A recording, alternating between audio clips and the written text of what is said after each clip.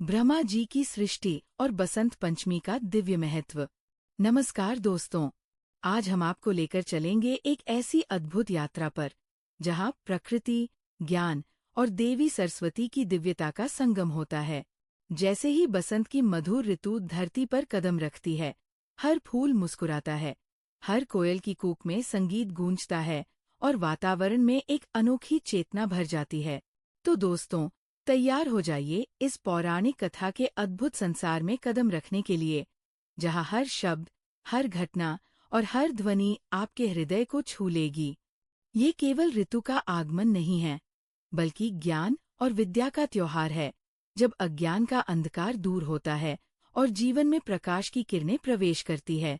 आज की कहानी हमें बताएगी कि कैसे माँ सरस्वती ने अपने दिव्य स्वरूप से जड़ को चेतन, मौन को स्वर और मनुष्य के हृदय को विवेक और शक्ति दी।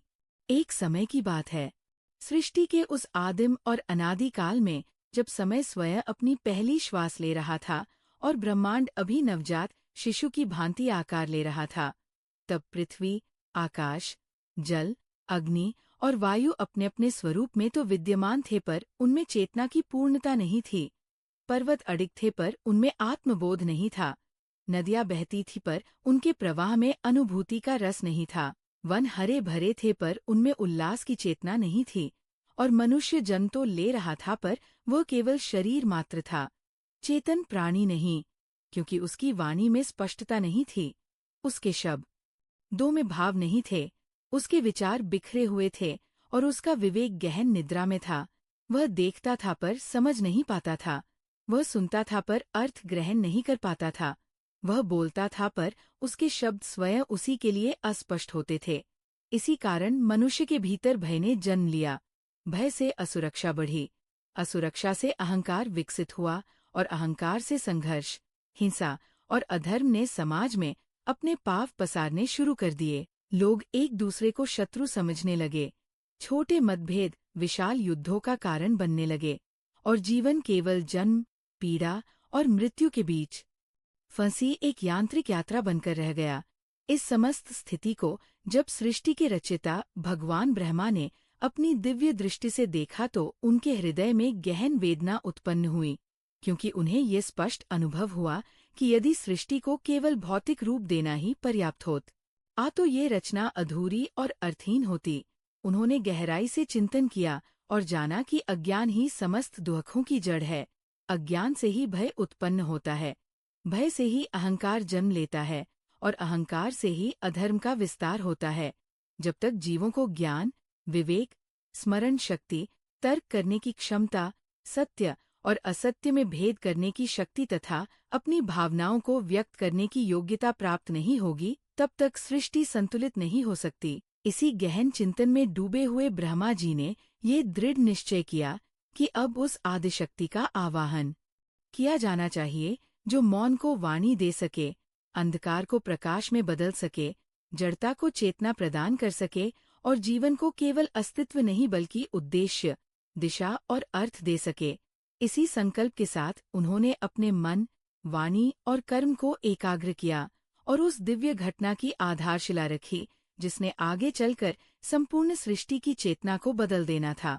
जब भगवान ब्रह्मा ने अपने हृदय में ये दृढ़ निश्चय कर लिया कि सृष्टि को अब केवल देह और श्वास नहीं बल्कि चेतना, विवेक और ज्ञान की आवश्यकता है, तब उन्होंने अपने भीतर की समस्त चंचलता को शांत कर लिया और उस स्थान की खोज में निकल पड़े जहाँ प्रकृति स्वयं साधना के लिए मौन आमंत्रण देती हो, जहाँ जल, वायु, आकाश और पृथ्वी एक साथ मिलकर तपस्या का वातावरण रचते हों। इसी खोज में वे सरस्वती नदी के उस पावन तट पर पहुंचे, जहाँ जल की अविरल धारा न केवल बहती थी, बल्कि जैसे प्रत्येक क्षण ध्यान का संदेश देती थी। वहाँ की शांति में कोई सन्नाटा नहीं था, बल्कि एक गहन सजगता थी। ब्रह्मा जी ने वहीं अपने कमलासन की स्थापना की और स्वयं को पूर्ण रूप से साधना में समर्पित कर दिया। उनके नेत्र बंद थे, पर उनकी दृष्टि संपूर्ण न सृष्टि पर थी। उनकी श्वास स्थिर थी, पर उनकी चेतना अनंत में विचरण कर रही थी। उन्होंने मन, वाणी और कर्म तीनों को एक ही लक्ष्य में बांध दिया कि अज्ञान का अंधकार नष्ट हो और ज्ञान का प्रकाश प्रकट हो। जैसे जैसे उनकी तपस्या गहन होती गई, वैसे वैसे ब्रह्मांड में एक सूक्ष्म किंतु तीव्र स्पंदन फैलने लगा। दिशाएं मानो सजीव हो उठीं, आकाश में अदृश्य तरंगे चलने लगीं। देवगण इस परिवर्तन को अनुभव कर विस्मित होने लगे। पृथ्वी पर रहने वाले जीवों के हृदय में अनजानी बेचैनी और जिज्ञासा जन्म लेने लगी। ये साधारण तप नहीं था, बल्कि सृष्टि के भाग्य को बदल देने वाला संकल्प था। तभी उस एकाग्र चेतना के केंद्र से दिव्य प्रकाश का उदय हुआ। वह प्रकाश न सूर्य जैसा था, न अग्नि जैसा, बल्कि शुद्ध ज्ञान की ज्योति के समान था।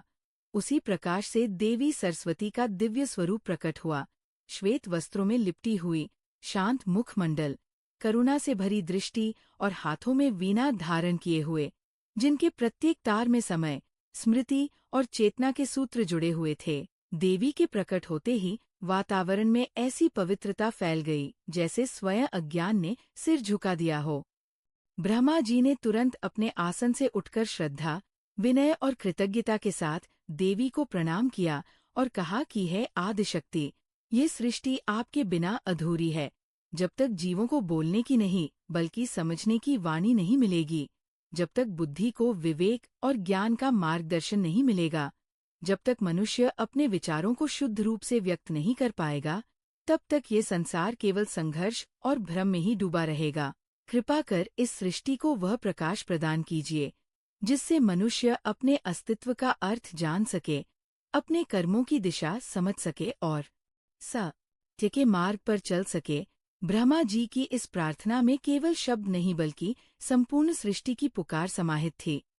और उसी क्षण ये स्पष्ट हो गया कि अब सृष्टि में एक ऐसा परिवर्तन होने वाला है जो मौन को स्वर, अंधकार को प्रकाश और जीवन को उद्देश्य प्रदान करेगा।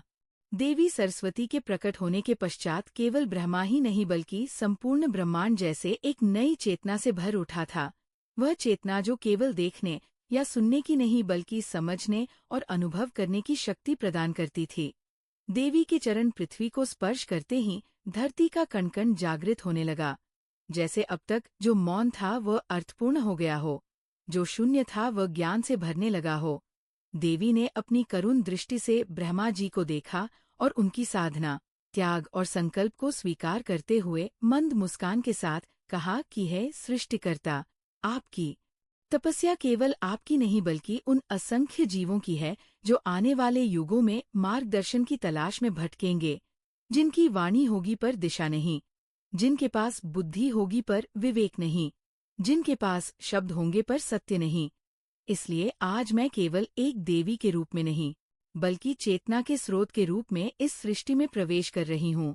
इतना कहते ही देवी ने अपनी वीणा के तारों को स्पर्श किया और जैसे ही प्रथम स्वर गूंजा वैसे ही आकाश में कंपन फैल गया।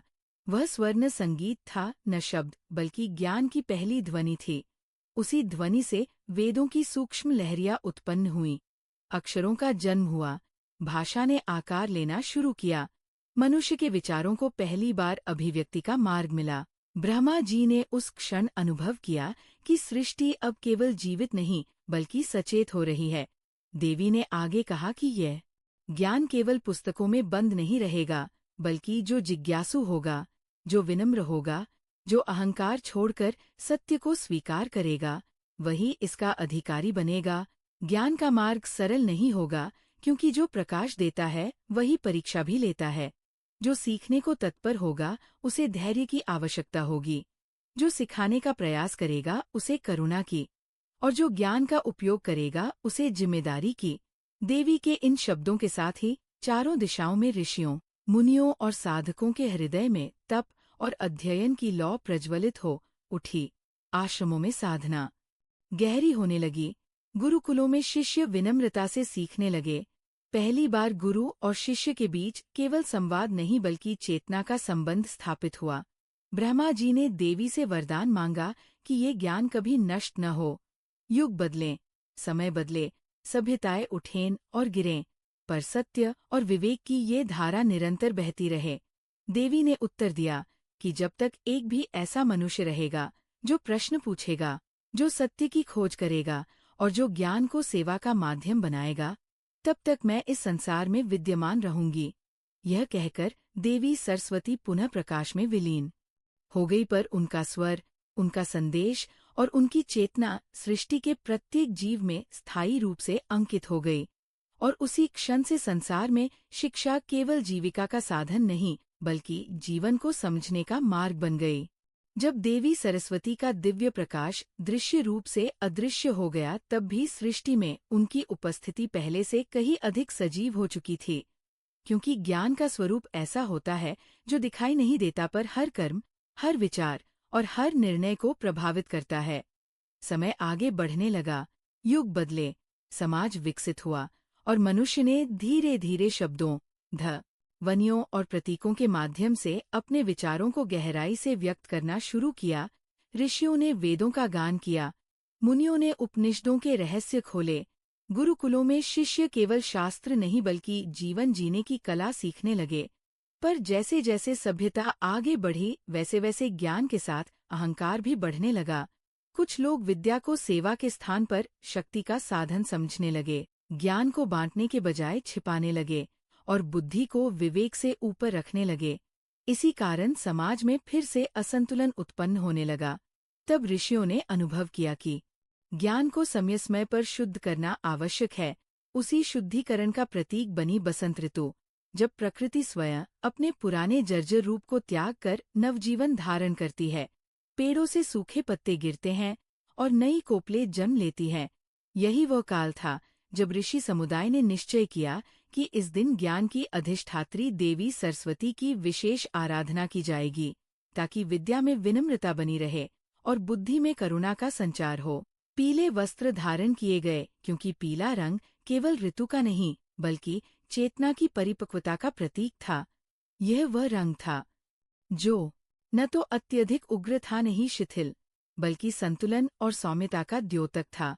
इसी दिन बच्चों को पहली बार अक्षर ज्ञान देने की परंपरा आरंभ हुई, क्योंकि माना गया कि बसंत पंचमी के दिन दिया गया ज्ञान स्थायी होता है और उसमें देवी की विशेष कृपा होती है। गुरुओं ने शिष्यों को सिखाया कि विद्या का उद्देश्य केवल परीक्षा पास करना या यश प्राप्त करना नहीं, बल्कि स्वयं को बेहतर मनुष्य बनाना है। इसी दिन कवियों ने काव्य रचना आरंभ की, संगीतकारों ने नए रागों की साधना की और कलाकारों ने अपने भीतर छिपी सृजन शक्ति को पहचानना शुरू किया। बसंत पंचमी धीरे धीरे केवल एक पर्व नहीं बल्कि एक चेतावनी बन गई कि यदि ज्ञान अहंकार में बदल गया तो वही विनाश का कारण बनेगा, पर यदि वही ज्ञान सेवा, विनम्रता और सत्य से जुड़ा रहा तो वह मोक्ष का द्वार बन सकता है। इस प्रकार यह पर्व पीढ़ी दर पीढ़ी यह संदेश देता रहा कि विद्या तभी पवित्र है जब उसमें संस्कार हों और बुद्धि तभी श्रेष्ठ है जब उसमें विवेक हो। समय की धारा निरंतर बहती रही और बसंत पंचमी का ये पावन पर्व केवल ऋषियों, मुनियों या गुरुकुलों तक सीमित न रहकर सामान्य जनजीवन का अभिन्न अंग बन गया। गांवों में, नगरों में, राजमहलों में और साधारण कुटियाओं में भी इस दिन एक ही भावना जागृत होती रही कि आज का दिन केवल पूजा का नहीं बल्कि आत्ममंथन का है। लोग समझने लगे कि ज्ञान केवल देवी की कृपा से नहीं बल्कि साधक की पात्रता से फलित होता है। माता पिता अपने बच्चों को ये सिखाने लगे कि विद्या का अर्थ केवल लिखना पढ़ना नहीं बल्कि सही और गलत में भेद करना है। राजा और शासक ये स्वीकार करने लगे कि सत्ता तभी टिकती है जब वो विवेक से संचालित हो। कवि ये समझने लगे कि शब्दों में मधुरता तभी आती है जब मन निर्मल हो, और साधक ये जानने लगे कि सच्चा ज्ञान वही है जो अहंकार को गलाकर सेवा में परिवर्तित कर दे। बसंत पंचमी के दिन जब सरस्वती की प्रतिमा के समक्ष श्वेत पुष्प अर्पित किए जाते तो वह केवल परंपरा नहीं बल्कि ये स्मरण होता कि ज्ञान का मार्ग शुद्धता से होकर जाता है। जब पीले व्यंजन बनाए जाते तो वह केवल ऋतु का उत्सव नहीं बल्कि ये संकेत होता कि जीवन में संतुलन और मधुरता दोनों आवश्यक हैं। धीरे धीरे ये विश्वास दृढ़ होता गया कि जो व्यक्ति इस दिन सच्चे मन से ज्ञान की प्रार्थना करता है, जो अपनी बुद्धि को सही दिशा देने का संकल्प करता है और जो सीखने की विनम्रता को अपने भीतर जीवित रखता है, उसके जीवन में अज्ञान का अंधकार स्वयं छंटने लगता है। देवी सरस्वती का स्वर भले ही कानों से न सुनाई दे पर वो अंतर्मन में मार्गदर्शन करने लगता है। यही कारण है कि यह पर्व केवल एक तिथि नहीं बल्कि एक चेतना बन गया, एक ऐसा अवसर जब मनुष्य स्वयं से प्रश्न करता है कि उसने अब तक जो सीखा है उसका उपयोग उसने किस उद्देश्य के लिए किया। क्या उसने ज्ञान से दूसरों को जोड़ा या उनसे ऊपर उठने का प्रयास किया? क्या उसकी बुद्धि ने समाज को प्रकाश दिया या केवल स्वयं को लाभ पहुंचाया? बसंत पंचमी इसी आत्मचिंतन का पर्व बन गई, जहां प्रकृति का नवजीवन मनुष्य को ये सिखाता है कि जैसे पेड़ हर वर्ष अपने पुराने पत्ते छोड़ देते हैं, वैसे ही हमें भी अपने पुराने अहंकार, जड़ सोच और अज्ञान को त्याग देना चाहिए। तभी सच्चे अर्थों में विद्या फलित होती है और तभी देवी सरस्वती की कृपा स्थायी रूप से जीवन में निवास करती है। इसी संदेश के साथ ये पौराणिक कथा युगों से ये उद्घोष करती आ रही है कि ज्ञान वह दीपक है जो केवल तभी प्रकाशित होता है जब उसे विनम्रता की लौ और विवेक का तेल प्राप्त हो। और बसंत पंचमी उसी दीपक को प्रज्वलित करने का दिव्य पर्व है। यह कथा हर उम्र के लोगों के लिए प्रेरणादायक और जीवन बदलने वाली है। देखिए और महसूस कीजिए कि कैसे बसंत पंचमी केवल ऋतु नहीं बल्कि ज्ञान और चेतना का पर्व है, और कैसे हम भी अपनी जिंदगी में माँ सरस्वती की तरह सच्चा ज्ञान, धैर्य और विवेक ला सकते हैं। बसंत पंचमी आई, धरती ने पीले वस्त्र पहनाए, सरस्वती माता प्रकट हुई, ज्ञान और विद्या बिखेरते हुए। पुस्तकें, वीणा और कलम चमके, मन में प्रकाश फैला, हृदय प्रफुल्लित हुआ, हर फूल मुस्काया, पक्षी गीत गाए, ज्ञान की राह में जीवन संवर गया। अगर आपको ये कहानी पसंद आए तो लाइक, शेयर और सब्सक्राइब जरूर करें और अपने दोस्तों के साथ भी प्रेरणा साझा करें। जय मां सरस्वती।